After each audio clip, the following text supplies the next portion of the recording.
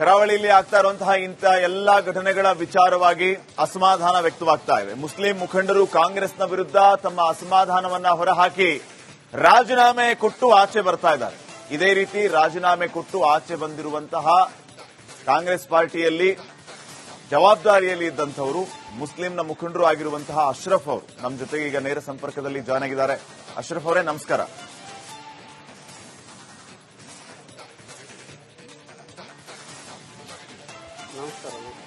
ಜಿಲ್ಲಾ ಉಪಾಧ್ಯಕ್ಷ ಸ್ಥಾನಕ್ಕೆ ತಾವು ರಾಜೀನಾಮೆಯನ್ನು ಕೊಟ್ರಿ. ಅಶ್ರಫ್ ಅವರೇ, ರಾಜೀನಾಮೆ ಉದ್ದೇಶ ಏನಾಗಿತ್ತು? ಯಾವ ಕಾರಣಕ್ಕೆ ರಾಜೀನಾಮೆ ಕೊಟ್ರಿ ಅಂತ ಕೇಳಬಹುದಾ ನೇರವಾಗಿ? ಹೌದು,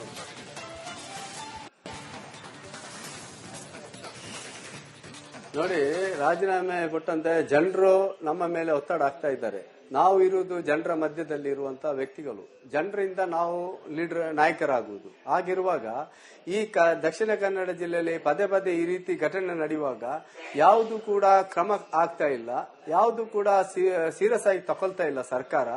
ಆಗಿರುವಾಗ ನಮಗೆ ಯಾಕಂದ್ರೆ ನಮಗೆ ಇಲ್ಲಿ ದಕ್ಷಿಣ ಕನ್ನಡದಲ್ಲಿ ಶಾಂತಿ ಬೇಕಾಗ್ತದೆ. ಆಗಿರುವಾಗ ಇತ್ತೀಚೆಗೆ ಎಷ್ಟೋ 2 ವರ್ಷದಿಂದ ಎಲ್ಲಿ ಈ ದಕ್ಷಿಣ ಕನ್ನಡದಲ್ಲಿ ಎಷ್ಟೋ ಬೇಡದ ರೀತಿಯಲ್ಲಿ ಗಲಾಟೆ ಆಗ್ತಾ ಇದೆ, ಹೇಳಿಕೆಯನ್ನು ಕೊಡ್ತಾ ಇದ್ದಾರೆ.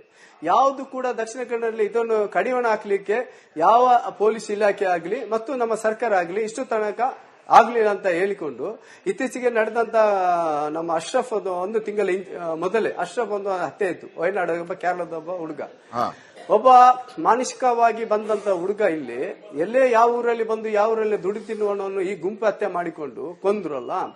ಆಗಲೇ ನಾವೆಲ್ಲರೂ ಕೂಡ ಮುಸ್ಲಿಂ ಮುಖಂಡರು ಅಷ್ಟು ಆಕ್ರೋಶಗೊಂಡಿದ್ದೇವೆ. ಯಾಕಂದ್ರೆ ನಾವು ಅಷ್ಟು ಪ್ರೀತಿಯಿಂದ ನಾವು ಯಾಕಂದ್ರೆ ನಮ್ಮ ಜಿಲ್ಲೆಯನ್ನು ನೋಡ್ತಾ ಇದ್ದೇವೆ. ಈ ಅಶ್ರಫ್ ಹತ್ಯೆ ಆದ ಮೇಲೆ ನಾವು ಎಷ್ಟು ಒಂದು ಶಾಂತಿಯುತವಾಗಿ ಅವರನ್ನು ಒಂದು ಮರಣ ಬಾಡಿಯನ್ನು ನಾವು ಅವರ ಊರಿಗೆ ಕಲಿಸಿದ್ದಂತ ಹೇಳಿದ್ರೆ ಇಲ್ಲಿ ಘಟನೆ ಆಗಬಾರ್ದ ರೀತಿಯಲ್ಲಿ ನಾವು ನೋಡ್ಕೊಂಡಿದ್ದೇವೆ. ಅದರ ನಂತರ ಸುಹಾಸ್ ಶೆಟ್ಟಿ ಹತ್ಯೆ ಆಯಿತು.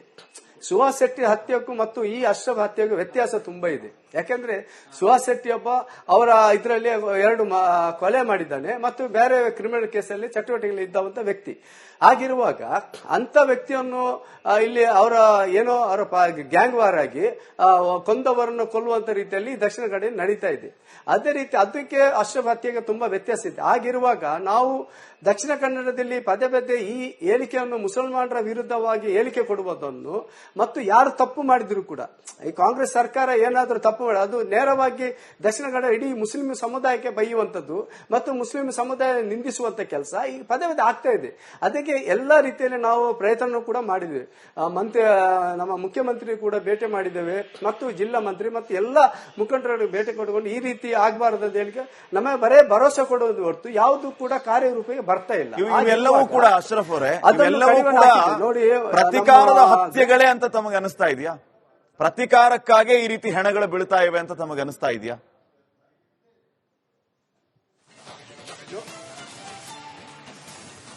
ನೋಡಿ, ಪ್ರತಿಕಾರ ಅಂತ ಹೇಳಿದ್ರೆ ಈಗ ಈ ಸುಹಾಸ್ ಶೆಟ್ಟಿದ ಹತ್ಯೆಗೂ ನಮ್ಮ ಈಗ ನಿನ್ನೆ ಮೊನ್ನೆ ನಡೆದಂತ ರಹಮಾನ್ ಹತ್ಯೆಗೂ ಯಾರು ಪ್ರತಿಕಾರ ಅಂತ ಹೇಳಿದ್ರೆ ಒಬ್ಬ ಕೊಂದವನನ್ನು ಕೊಲ್ಲಿಲಿ, ಯಾರು ಇನ್ನೊಬ್ಬ ಮುಸಲ್ಮಾನರು ಯಾರೋ ಇಬ್ಬರನ್ನು ಕೊಂದಾಕಿದ್ದಾನೆ, ಅವನೊಬ್ಬ ರೋಡಿ ಆಗಿದ್ರೆ ಅವನ ಕೊಂದ್ರೆ ನಾವು ಅಷ್ಟು ಆಕ್ರೋಶಗೊಳ್ತಾ ಇಲ್ಲ.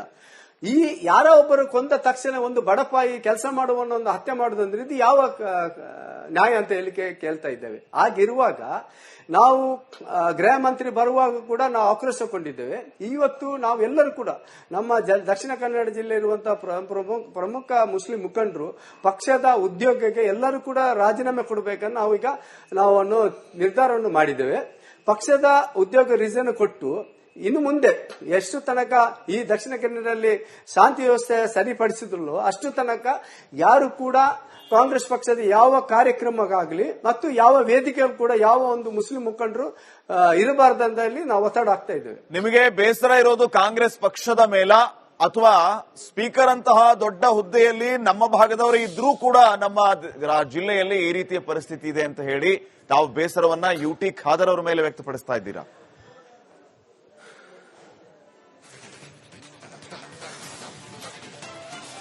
ನಾವು ನೋಡಿ ಯುಟಿ ಖಾದರ್ ಅಂದ್ರೆ ಸರ್ಕಾರದ ಅವರು ಒಂದು ಸ್ಪೀಕರ್ ಆಗಿರುವಂತ, ಅವರು ಯಾವ ಪಕ್ಷದ ಮುಖಂಡರಲ್ಲ, ಅವರು ಕರ್ನಾಟಕ ಸರ್ಕಾರದ ಉನ್ನತ ಸ್ಥಾನದಲ್ಲಿರುವಂತಹ ವ್ಯಕ್ತಿ ಅವರು.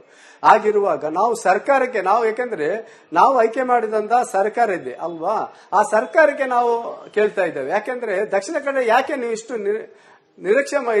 ನಿಗ್ಲೆಕ್ಟ್ ಮಾಡ್ತಾ ಇದ್ದೀರಾ ಅಂತ ಹೇಳಿ ನಾವು ಕೇಳ್ತಾ ಇದ್ದೇವೆ. ಹೇಗೆ ಪದೇ ಪದೇ ಈ ರೀತಿ ಆಗ್ತದೆ? ಹೇಗೆ ಕಡಿವಾಣ ಹಾಕ್ಲಿ ಆಗಲ್ವಾ? ಈ ಪದೇ ಪದೇ ಓಪನ್ ಆಗಿ ಚಾಲೆಂಜ್ ಆಗ್ತಾ ಇದ್ದಾರೆ, ಓಪನ್ ಆಗಿ ಹೇಳಿಕೆ ಕೊಡ್ತಾ ಇದ್ದಾರೆ. ಯಾಕೆ ಅವರ ಮೇಲೆ ಕ್ರಮ ಕೈಗೊಳ್ತಾ ಇಲ್ಲ? ಗೃಹ ಮಂತ್ರಿ ಹೋದ ತಕ್ಷಣ ಮರು ದಿವಸವೇ ನಮ್ಮ ಬೆಳ್ತಂಗಡಿ ಶಾಸಕರು ನಮ್ಮ ಮೇಲೆ ಏನೆಲ್ಲ ಬೇಡದ ಮುಸ್ಲಿಮರ ಸಮುದಾಯದ ಮೇಲೆ ಏನ ಕಲ್ಲಂತ ಮಾತನ್ನು ಹೇಳಿದ್ರು. ಆ ರೀತಿ ಹೇಳುವಾಗ ಮತ್ತೆ ಅದರ ನಂತರ ಒಂದು ಲೇಡಿ ಅವರು ಪುತ್ತೂರಿನಲ್ಲಿ ಅವರು ಕೂಡ ಓಪನ್ ಆಗಿ ಚಾಲೆಂಜ್ ಕೊಲ್ಲುವಂತ ರೀತಿಯಲ್ಲಿ ಹೇಳ್ತಾರೆ. ಭರತ್ ಅವರು ಓಪನ್ ಆಗಿ ಚಾಲೆಂಜ್ ಆಗಿ ಇಲ್ಲಿ ಓಪನ್ ಚಾಲೆಂಜ್ ಅನ್ನುವಂಥದ್ದು ಕೇವಲ ಒಂದು ಕಡೆಯಿಂದ ಆಗ್ತಾ ಇಲ್ಲ. ತಮ್ಮ ಗಮನಕ್ಕೆ ತಮಗೆ ಗೊತ್ತಿರುತ್ತೆ, ಆದ್ರೂ ಕೂಡ ನಾನು ನೆನಪಿಸೋದಕ್ಕೆ ಪ್ರಯತ್ನ ಪಡ್ತೀನಿ. ಈ ಓಪನ್ ಚಾಲೆಂಜ್ ಅನ್ನುವಂಥದ್ದು, ಸವಾಲ್ ಅನ್ನುವಂಥದ್ದು ಒಂದು ಕಡೆಯಿಂದ ಆಗ್ತಾ ಇಲ್ಲ. ಈ ಸುಹಾಸ್ ಶೆಟ್ಟಿ ಮರ್ಡರ್ ಮಾಡೋದಕ್ಕಿಂತ ಮುಂಚೆ ಒಂದು ತಿಂಗಳು ಮೊದಲೇ ಸೋಷಿಯಲ್ ಮೀಡಿಯಾದಲ್ಲಿ ಆ ಸುಹಾಸ್ ಶೆಟ್ಟಿಯ ಫೋಟೋ ಹಾಕಿ ರಿವೆಂಜ್ ಸೂನ್ ಅಂತ ಅಪ್ಲೋಡ್ ಮಾಡಿದವರು ಯಾರು? ಈಗ ಭರತ್ ಕುಂಡೇಲು ಅಂತ ಯಾರೋ ಒಬ್ರು ಇದಾರಲ್ಲ, ಆ ನಾಯಕರು ಅಂತ ಹಿಂದೂ ಸಂಘಟನೆಯಲ್ಲಿ ಓಡಾಡುವಂತ ಒಬ್ಬ ಹುಡುಗ, ಅವ್ರ ಬಗ್ಗೆನೂ ಕೂಡ ನಿನ್ನನ್ನು ಹೊಡಿತೀವಿ ಅಂತ ಹೇಳಿ ಈಗ ಸೋಷಿಯಲ್ ಮೀಡಿಯಾದಲ್ಲಿ ಪೋಸ್ಟ್ ಗಳನ್ನ ಹಾಕ್ತಿದ್ದಾರೆ. ಇದನ್ನ ಮಾಡ್ತಾ ಇರೋರು ಯಾರು?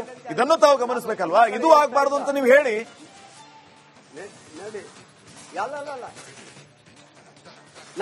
ನಾವು ಅದೇ ಹೇಳುದಲ್ಲ, ಯಾರು ತಪ್ಪು ಮಾಡಿದ್ರು ಅದು ಶಿಕ್ಷೆ ಆಗಬೇಕು, ಕಠಿಣ ಕ್ರಮ ಕೈಗೊಳ್ಳಬೇಕು. ಒಬ್ಬರಂತ ಹೇಳ್ತಾ ಇಲ್ಲ.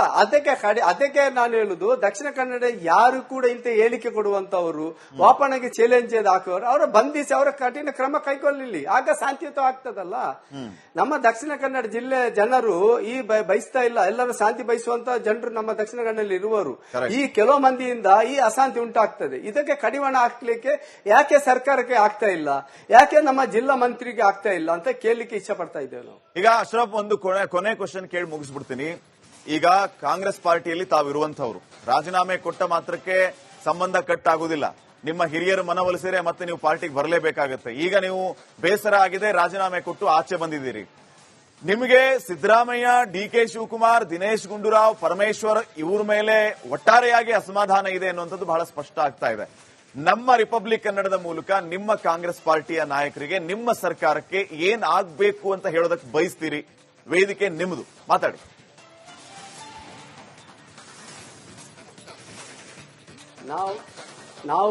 ನಾವು ಬಯಸುವುದಂತದ್ದು, ನಾವು ಏನು ಸ್ಥಾನಮಾನ ಕೇಳ್ತಾ ಇಲ್ಲ, ನಮಗೆ ಆ ಉದ್ಯೋಗ ಕೇಳುವಂತ ಕೊಡ್ತಾ ಇಲ್ಲ. ನಮಗೆ ದಕ್ಷಿಣ ಕನ್ನಡದಲ್ಲಿ ಶಾಂತಿ ಬೇಕು. ಇಂಥ ಹೇಳಿಕೆಯನ್ನು ಕೊಡುವಂತ ಅವರ ಮೇಲೆ ಕಠಿಣ ಕ್ರಮ ಕಡಿವಾಣ ಹಾಕಬೇಕು, ಯಾರು ಆಗಲಿ. ನಾನು ಹೇಳ್ತಾ ಇದ್ದೇನೆ, ಈ ದಕ್ಷಿಣ ಕನ್ನಡ ಜಿಲ್ಲೆ ಅಂತ ಹೇಳಿದ್ರೆ ಮೊದಲು ದೊಡ್ಡ ರೀತಿಯಲ್ಲಿ ಕೋಮು ಗಲಾಟೆ ಆಗುವಂತ ಈ ಪ್ರದೇಶ. ಇತ್ತೀಚೆಗೆ 2005-6ರಲ್ಲಿ ಕೊನೆಯ ಒಂದು ಗಲಭೆ ಆಯಿತು. ಅದರ ನಂತರ ಇಲ್ಲಿ ದಕ್ಷಿಣ ಕನ್ನಡ ಕಮ್ಯುನಲ್ ರೈಟ್ಸ್ ಆಗ್ತಾ ಇಲ್ಲ, ಯಾಕೆಂದ್ರೆ ಜನರಿಗೆ ಬೇಡ ಅಂತ ಆಗಿದೆ. ಇದ್ರ ಮೊದಲು ತಾವು ನೋಡಿರ್ಬೋದು, ದಕ್ಷಿಣ ಎಲ್ಲಿಯಾದ್ರೂ ಒಂದು ಘಟನೆ ಆದ ತಕ್ಷಣ ಇಡೀ ಜಿಲ್ಲೆಗೆ ಬೆಂಕಿ ಆಗ್ತಿತ್ತು, ಇಡೀ ಜಿಲ್ಲೆಯಲ್ಲಿ ಗಲಾಟೆ ಆಗ್ತಿತ್ತು. ಈಗ ಇಷ್ಟು ಗಲಾಟೆ ಆಗಿತ್ತು. ನಮ್ಮ ಮುಸಲ್ಮಾನ್ ಸಮುದಾಯದ ಕೆಲವು ಮಂದಿ ಅಮಾಯಕರನ್ನು ಕೊಲೆ ಮಾಡಿದ್ರಲ್ಲ, ಯಾರು ಕೊಂದವರನ್ನು ಕೊಲ್ಲಿಲಿ, ಅದಕ್ಕೆ ನಾವು ಬೇಸರ ಪಡಿಸಲ್ಲ. ಈ ರೆಹಮಾನ್ ಅವರು ನಿನ್ನೆ ಇಷ್ಟು 1000 ಜನ ಸೇರಿದ್ರು. ತಾವೊಂದು ಆಲೋಚನೆ ಮಾಡಿ, ಮೊನ್ನೆ ಸುಹಾಸ್ ಶೆಟ್ಟಿ ಒಬ್ಬರನ್ನು ಕೊಂದ ಮೇಲೆ ಅವರು ಬಂದು ಕರೆ ಕೊಟ್ಟು ಎಷ್ಟು ಅಮಾಯಕರ ಮೇಲೆ ಚೂರಿ ಇರ್ತ ಮಾಡಿದ್ರಲ್ವಾ.